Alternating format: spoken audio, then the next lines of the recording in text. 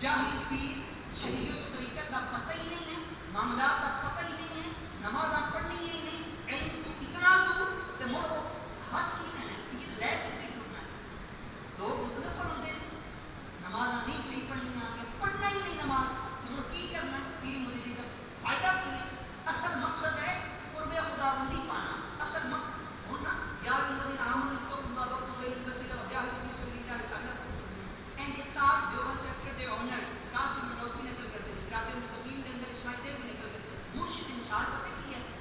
اچھے ہوتا ہے چمٹا بندہ ہاتھ پاوے نا تو بندے کا ہاتھ نہیں سڑتا، اگر ڈائریکٹ بندہ ہاتھ پاوے تو بندے کا ہاتھ سڑتا ہے۔ مرشد کی مثال ہے بندہ اتنا علم نہیں رکھتا، اتنی معرفت نہیں رکھتا، اتنا پیر کے ہاتھ دے نا تو اللہ رسول کی بات کرتا ہے۔ اصل مقصد ہے بندے دی پہلے استاد ہوتا ہے، بندہ علم سیکھے، بندہ معرفت اپنا تزکیہ نفس، بندہ اخلاص حاصل کرے، بندہ جڑی ہے نا کثافتاں ان سے دور ہو کے اس وقت بندہ آتا ہے جڑا اج کل کا جڑا الہاد بندے ملحد ہو رہے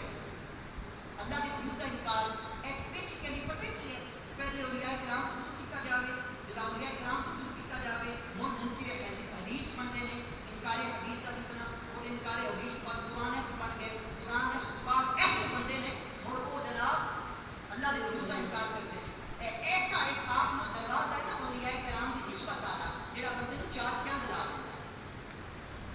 اس وقت بندہ جدا ہی ہوئے صاحب شریعت پیر کا مر بندہ آتا ہے میں نیواں میرا مرشد اونچا تے اونچیاں دے سامنے لائے جدا بندہ مرشد کا حیا کرتا ہے اللہ رسول کی بارگاہ تو بڑی بڑی ہے،